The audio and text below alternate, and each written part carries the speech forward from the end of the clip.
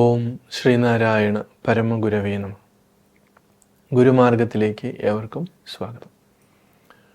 ആത്മോപദേശ ശതകത്തിൻ്റെ 7ാമത്തെ ശ്ലോകത്തിലേക്കാണ് നമ്മൾ കടക്കുന്നത്. ഗഹനമായ ചിന്തകളാണ് ഇതിലൂടെയെല്ലാം ഗുരു നമ്മളെ കൊണ്ടുപോകുന്നു. അപ്പോൾ ഇത് മനസ്സിലാക്കുവാനായിട്ട് എളുപ്പമായിട്ടുള്ളൊരു മാർഗം നമ്മുടെ മനസ്സിനെ ഏറ്റവും മുൻവിധികളില്ലാതെ ഏറ്റവും സിമ്പിളായിട്ട് നിലനിർത്തുക എന്നുള്ളതാണ്. അപ്പോൾ അതിന് ഒരുപക്ഷെ നമുക്ക് നന്നായിട്ട് കുറച്ച് ധ്യാനം അത്യാവശ്യമായിരിക്കാം. നിർമ്മലമായ ഒരു മനസ്സ്, ബുദ്ധി ഉണ്ടെങ്കിൽ മാത്രമാണ് ഈ ചിന്തകളിലൂടെ നമുക്ക് അനായാസം കടന്നു പോകാനായിട്ട് സാധിക്കുന്നു. അപ്പോൾ 7ാമത്തെ ശ്ലോകത്തിൽ ഗുരു പറയുന്നത്, ഉണരരുതിന്നി ഉറങ്ങിടാതിരുന്നീടണം അറിവാ. ഇവിടെ ഉണരരുത്, ഇനി ഉറങ്ങിടാതിരുന്നീടണം. അപ്പോൾ എങ്ങോട്ടാണ് ഉണരാതെ ഇരിക്കേണ്ടത്? ഇതാണ് നമ്മളെ ശരിക്കും പറഞ്ഞാൽ കുഴപ്പിക്കുന്ന ഒരു ചോദ്യം. ഉറങ്ങാതെ ഇരുന്ന് അറിവായിട്ട് ഇരിക്കുമ്പോൾ അതിന് ബുദ്ധിമുട്ടായിട്ട് പറയുകയാണെങ്കിൽ, ഇതിന് ഇന്ന് അയോഗ്യനെന്നാൽ പ്രണവമുണർന്ന് പിറപ്പൊഴിഞ്ഞു വാഴും മുനിജന സേവയിൽ മൂർത്തി നിർത്തിയിടണം. അപ്പം ഇവിടെ ഏറ്റവും പ്രധാനപ്പെട്ട, പരമപ്രധാനമായ ഒരു തത്വത്തെയാണ് ഗുരു വെളിപ്പെടുത്തുന്നത്. ഈ അറിവില്ലായ്മ കൊണ്ട് നമ്മൾ അനുഭവിക്കുന്ന ദുഃഖമുണ്ട്. ആ ദുഃഖത്തിലേക്ക് നമ്മൾ ഉണരരുത്. ഇനി ഉറങ്ങിടാതിരുന്നിടണം. അപ്പോൾ വീണ്ടും ഉറങ്ങാതിരിക്കുക എന്ന് പറയുന്നത് അജ്ഞാനത്തിലേക്ക് പോകാതിരിക്കുക എന്നുള്ളതാണ്. ഗുരു ഏറ്റവും ലളിതമായിട്ടുള്ള പദങ്ങൾ ഉപയോഗിച്ചാണ് അതിഗഹനമായിട്ടുള്ള വേദാന്തത്തെ, അറിവിനെ ഇവിടെ പ്രതിപാദിക്കുന്നത് നമ്മൾ ഓർക്കണം. ഉണരരുത് എന്ന് പറയുന്നത് നമ്മൾ ഈ അജ്ഞാനത്തിലേക്ക് ഉണരരുത്. ഉറങ്ങിടാതിരുന്നിടണം എന്ന് പറയുമ്പോൾ നമ്മൾ അത്രമാത്രം ജാഗ്രതയോടുകൂടിയിരിക്കണം. അപ്പോൾ 2 വാക്കുകളിലൂടെ അതിഗഹനമായ 2 കാര്യങ്ങളെ ഗുരു അവതരിപ്പിച്ചു. പലപ്പോഴും ഗുരുവിൻ്റെ പാതയിൽ അല്ലെങ്കിൽ ഗുരുവിൻ്റെ ഈ മാർഗത്തിൽ സഞ്ചരിക്കുന്ന ഭക്തന്മാരും അനുയായികളും ഒക്കെ ചോദിക്കാറുണ്ട്, എന്തുകൊണ്ട് ഗുരു പറയുന്ന പോലെ ആളുകൾ അനുസരിക്കുന്നില്ല എന്ന് ചോദിക്കുമ്പോൾ നമ്മൾക്ക് അവരോട് തിരിച്ചു ചോദിക്കാനുള്ള ചോദ്യം, ഗുരു പറഞ്ഞ കാര്യങ്ങൾ മനസ്സിലാക്കിയിട്ടാണോ നിങ്ങൾ ഈ ചോദിക്കുന്നത്?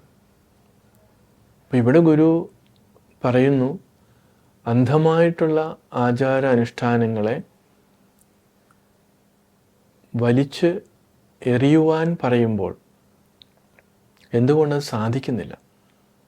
അപ്പോൾ ഇപ്പോഴും ദൈവത്തിൻ്റെ പേരിൽ, ക്ഷേത്രങ്ങളുടെ പേരിൽ അന്ധമായിട്ടുള്ള ആചാര അനുഷ്ഠാനങ്ങൾ കൊടികുത്തി വാഴുന്ന ഈ സമയത്തും നമ്മൾ അതിലേക്കാണ് ഉണർന്നിരിക്കുന്നത്. ഗുരു പറഞ്ഞു, ഉണരരുത്, അതിലേക്ക് ഉണരരുത്. എന്തുകൊണ്ടാണ്? അത് നമ്മളെ വീണ്ടും വീണ്ടും പ്രലോഭനങ്ങളിലേക്ക്, അന്ധകാരത്തിലേക്ക് കൂട്ടിക്കൊണ്ടുപോകുന്നതാണ്. അത് അന്ധകാരമാണ്, അറിവില്ലായ്മയാണ് എന്ന് മനസ്സിലാക്കിക്കൊണ്ട് ഉണർന്നിരിക്കാനാണ് ഗുരു പറയുന്നത്. അപ്പോൾ അതിന് ജ്ഞാനത്തിൻ്റെ, മനോനൈർമല്യത്തിൻ്റെ ഉദാത്തമായൊരു തലം ആവശ്യമാണ്. അതിനാണ് ശരിക്കും ധൈര്യം വേണ്ടുന്നത്. അത് സാധിക്കുന്നില്ലെങ്കിലും അങ്ങനെ ധൈര്യമില്ലാത്തവരോടാണ് ഗുരു പറയുന്നത്, ഇതിന് അയോഗ്യനെന്നാൽ, അതിന് യോഗ്യനല്ല എന്ന് സ്വയം തിരിച്ചറിഞ്ഞു കഴിഞ്ഞാൽ, തിരിച്ചറിയാൻ വലിയ ബുദ്ധിമുട്ടൊന്നുമില്ല, പക്ഷേ തിരിച്ചറിവ് എന്തുകൊണ്ടാണ് സംഭവിക്കാത്തത്? നമ്മുടെ മിഥ്യാഭിമാനം അത് സമ്മതിക്കുന്നില്ല. എനിക്ക് ഇത് അറിയില്ല, എനിക്കിത് പറ്റില്ല എന്ന് പറയാനുള്ള ഒരു ചങ്കൂറ്റം ഇല്ല. അതാണ് പ്രശ്നം. പക്ഷെ ഗുരു പറയുന്നു, അതിന് അയോഗ്യനാണ് എന്ന് തോന്നിയാൽ, എന്നാൽ നമുക്കിതിൽ നിന്ന് രക്ഷപ്പെടാൻ ഒരു വഴി വേണമല്ലോ. അതിന് ഗുരു പറയാണ്, പ്രണവമുണർന്ന് പിറപ്പൊഴിഞ്ഞു വാഴും മുനിജന സേവയിൽ മൂർത്തി നിർത്തിയിടണം. അപ്പോൾ ഇങ്ങനെ ആ ധീരമായിട്ടുള്ള ഒരു ചുവടുവയ്പ് തനിയെ ചെയ്യാൻ ബുദ്ധിമുട്ടാണ് എങ്കിൽ, ആത്മസാക്ഷാത്കാരം നേടിയിട്ടുള്ള ഗുരുക്കന്മാരുടെ പാദസേവ ചെയ്ത്, ഗുരുസേവ ചെയ്ത് എന്ത് ചെയ്യണം? മനസ്സിനെ നിർമ്മലമാക്കണം. മൂർത്തിയെ അവിടെ നിർത്തണമെന്ന് പറയുന്നത്, ഈ ശിഷ്യൻ ഇത് ശരിക്കും ഇത് അറിവ് വേണമെന്ന് ആഗ്രഹിക്കുന്ന ശിഷ്യൻ ഗുരുസേവ ചെയ്ത് അവിടെ നിൽക്കണം. ഗുരു പറയുന്നതനുസരിച്ച് മുന്നോട്ട് പോയാൽ മാത്രമേ അവന് ഈ വെളിച്ചം ഉണ്ടാകുകയുള്ളൂ. അപ്പം അങ്ങനെ സാക്ഷാത്കാരം ലഭിക്കാത്ത ആളുകളും ധാരാളമുണ്ട്. അതുകൊണ്ടാണ് ഗുരു പ്രത്യേകിച്ച് പറയുന്നത്, പ്രണവമുണർന്ന് പിറപ്പൊഴിഞ്ഞു വാഴുന്ന. കാരണം ഓങ്കാരം, പ്രണവം എന്ന് പറഞ്ഞാൽ ഓങ്കാരമാണ്. അത് ഉണർന്ന് വെച്ചിട്ടുണ്ടെങ്കിൽ ആ പ്രണവത്തെ സാക്ഷാത്കരിച്ചാൽ, അത് മാണ്ഡൂക്യ ഉപനിഷത്തിലൊക്കെ വളരെ വ്യക്തമായിട്ട് സൂചിപ്പിക്കുന്നുണ്ട്. അകാരം, ഉകാരം, മകാരം, അതായത് ജാഗ്രത, സ്വപ്ന, സുഷുപ്തികളെ വിശകലനം ചെയ്ത് കഴിയുമ്പോൾ പ്രണവം ഉണരും. അങ്ങനെ സാക്ഷാത്കരിച്ച ആ മഹാത്മാവിൻ്റെ നികടത്തിൽ സേവ ചെയ്ത് മനസ്സ് ശുദ്ധമാക്കി, ശുദ്ധമാകുന്ന മനസ്സിൽ ഗുരുപദേശം ഉൾക്കൊണ്ട് അവന് കൃതകൃത്യനാകാൻ പറ്റുമെന്ന് ഗുരു പറയാം. തീർച്ചയായിട്ടും അതിനെ അവർക്കും സാധിക്കട്ടെ. നമസ്കാരം.